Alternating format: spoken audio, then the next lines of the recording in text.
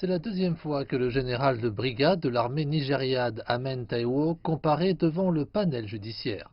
Cette fois, il était contre-interrogé par des avocats représentant certains des manifestants de Lagos. Avant ce contre-interrogatoire, le panel a passé plusieurs heures à revoir les images de vidéosurveillance du 20 octobre prises au péage de Lekki.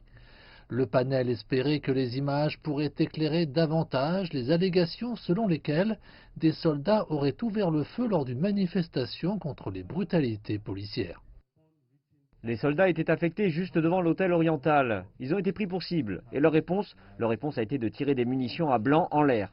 J'ai été très clair à ce sujet. Ils sont partis de l'hôtel oriental, au niveau du péage. Ils ont dispersé la foule vers le rond-point de Lekki. Sans doute qu'une partie des forces était munie de balles réelles, au cas où elles seraient attaquées. Mais les soldats qui ont formé l'équipe de tir, qui ont tiré comme vous pouvez le voir dans la vidéo, avaient des magasins chargés de munitions à blanc.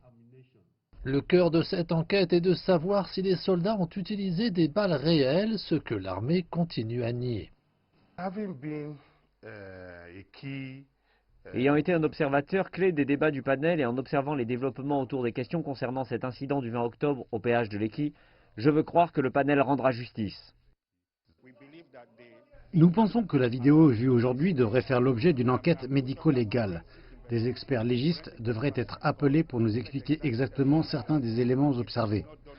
Si ça n'est pas fait, nous pensons que les spéculations et les soupçons ne suffiront pas.